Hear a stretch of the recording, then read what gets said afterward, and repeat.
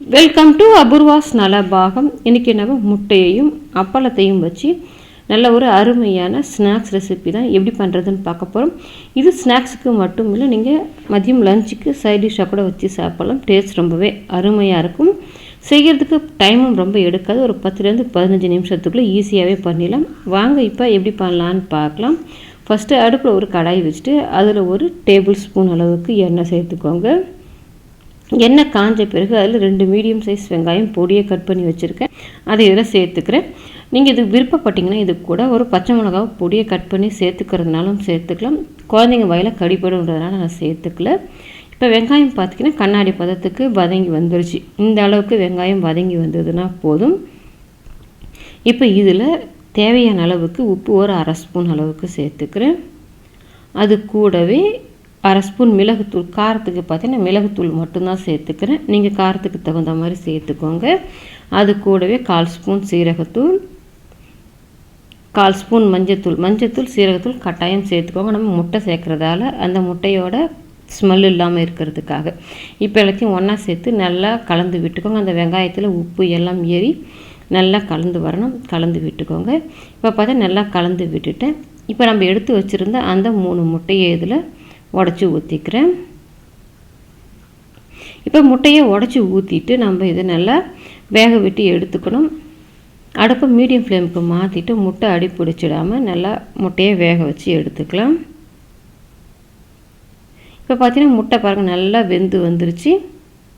இந்த மாதிரி முட்டை நல்லா வெந்து வந்த பிறகு கடைசியாக பொடி நறுக்குனா மல்லி இலையை கலந்து விட்டுட்டு அடுப்பை ஆஃப் பண்ணிவிட்டு இந்த முட்டையை நல்லா ஆற விட்டுருங்க.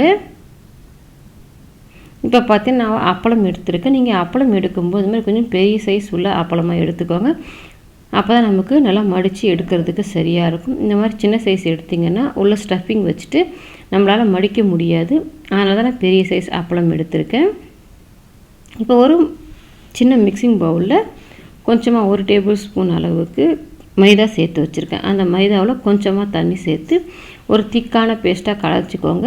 ரொம்ப தண்ணியாக கரைக்க வேண்டாம், திக்கான பேஸ்ட்டாக கரைச்சி எடுத்து வச்சுக்கோங்க. இப்போ திக்காக இருக்குது பாருங்கள், இந்த பதத்துக்கு இருந்ததுன்னா சரியாக இருக்கும். இப்போ ஒரு பிளேட் வச்சுட்டு அந்த பிளேட்டில் கொஞ்சமாக தண்ணி ஊற்றிக்கோங்க. இப்போ தண்ணி ஊற்றிட்டு அதில் நம்ம எடுத்து வச்சுருந்த அப்பளத்தை வச்சுட்டு ஊற விட்டுக்கோங்க. ரொம்ப நேரம் ஊற விடக்கூடாது. ஒரு 30 செகண்ட் ஊற விட்டிங்கன்னா அப்பளம் கொஞ்சம் மடித்து எடுக்கிற பதத்துக்கு வரும். அந்த அளவுக்கு மட்டும் ஊற விட்டுக்கோங்க. ரொம்ப ஊறிடுச்சுனாக்கா நமக்கு அப்பளம் பிஞ்சு வந்துடும். அதனால் ஒரு 30 செகண்டுக்கு ஊற விட்டிங்கனாலே போதும். சரியான அப்பளம் நமக்கு மடித்து எடுக்கிற பதத்துக்கு வரும். இப்போ பார்த்தீங்கன்னா அப்பளம் பாருங்கள் மடிக்கிற பதத்துக்கு வந்துடுச்சு. இந்த அளவுக்கு அப்பளம் ஊறினா போதும். நான் கூடவே 2 அப்பளம் போட்டு வச்சுருக்கேன். இப்போ ஒரு பிளேட் வச்சுட்டு அதில் நம்ம ஊற வச்சுருக்கிற அந்த அப்பளத்தை வச்சுட்டு அதுக்கு நடுவில் நம்ம ரெடி பண்ணி வச்சுருந்த அந்த முட்டை ஸ்டஃபிங்கை உள்ளே வச்சுக்கோங்க. இப்போ முட்டை ஸ்டஃபிங்கை உள்ளே வச்சுட்டு நம்ம கரைச்சி வச்சுருந்த மைதா பேஸ்ட் இருக்குது பாருங்கள், அதை வந்து ஓரங்களில் எல்லாத்தையும் அப்படியே நல்லா தடவி விட்டுருங்க. அப்போ தான் நம்ம இது எல்லாத்தையும் ஒன்றா மடித்து போடும்போது நல்லா ஒட்டி பிடிச்சிக்கிட்டு முட்டை வெளியில் வராமல் இருக்கும். எண்ணெயில் போட்டு பொரிக்கும்போது ஃபுல்லாக தடவிட்டு நீங்களே எந்த ஷேப் வேணால் மடிச்சுக்கலாம். நான் பார்த்தீங்கன்னா முக்கோணமாக சமோசா ஷேப்பில் நான் அதை மடித்து எடுத்துக்கிறேன். இந்த மாதிரிங்க மடிக்கும்போது அந்த மைதா பேஸ்ட்டு ஒன்று வச்சு நல்லா அழுத்தி விட்டுருங்க. அப்போ தான் நமக்கு நல்லா ஒட்டி பிடிச்சிக்கிட்டு எண்ணெயில் பொரிக்கும்போது முட்டை வெளியில் வராமல் இருக்கும். இப்போ இந்த மாதிரி மடிச்சுட்டு அதையுமே நல்லா இந்த மாதிரி கையால் அழுத்தி விடுங்க. இப்போ நமக்கு அருமையாக ரெடி ஆகிடுச்சு பாருங்கள். இப்போ நான் உங்களுக்கு இன்னொரு அப்பளத்துலையுமே இதே மாதிரி நான் சமோசா ஷீட் மாதிரி பண்ணிவிட்டு உங்களுக்கு நான் மடித்து காமிக்கிறேன். இப்போ ஓரத்தில் ஃபஸ்ட்டே நான் இதில் மைதா போட்டுக்கிறேன். இந்த மாதிரி ஃபஸ்ட்டே செஞ்சுட்டிங்கன்னா கூட உங்களுக்கு ஈஸியாக இருக்கும். நடுவில் முட்டையை வச்சுட்டு முதல்ல ஒரு சைடு மடித்து விட்டுட்டு இன்னொரு சைடு எடுத்து இப்படி அழுத்தி விட்டுருங்க. அது எல்லாத்தையும் ஒன்றா சேர்த்து வச்சு 3வது சைடு மடித்து விட்டுட்டோம்னா நமக்கு ரெடி ஆகிடும். இப்போ இது ரெடி பண்ணிக்கிட்டு இருக்கும்போதே பார்த்தீங்கன்னா அடுப்பில் எண்ணெய் காய வச்சுட்டேன்.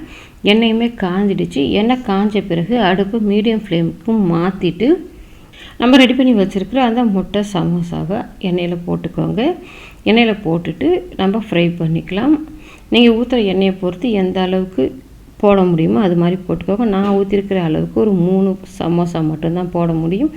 அதை போட்டுட்டு 2 பக்கமும் கொஞ்சம் நேரத்துக்கு ஒரு முறை பிரட்டி போட்டுட்டு நல்லா கோல்டன் கலரில் ஃப்ரை ஆகி வரும். அது வரைக்கும் நல்லா நம்ம இதை ஃப்ரை பண்ணிக்கலாம். இப்போ பார்த்து 2 பக்கமும் நல்லா திருப்பி விட்டு நல்லா ஃப்ரை ஆகிடுச்சு. இப்போ நம்ம வெளியில் எடுத்துடலாம். நமக்கு நல்லா அருமையான அப்பள சமோசா ரெடி ஆகிடுச்சு. நீங்களும் உங்கள் வீட்டில் ட்ரை பண்ணி பாருங்கள். ட்ரை பண்ணி பார்த்துட்டு எப்படி வந்ததுன்றதை கமெண்ட் செக்ஷனில் சொல்லுங்கள். லைக் பண்ணுங்கள், ஷேர் பண்ணுங்கள். அபூர்வாஸ் நலபாகத்துக்கு சப்ஸ்கிரைப் பண்ணுங்கள். கூடவே பெல் பட்டனை கிளிக் பண்ணுங்கள். அப்போ தான் என்னோடய அப்லோட்ஸ்லாம் உங்களுக்கு உடனடியாக கிடைக்கும்.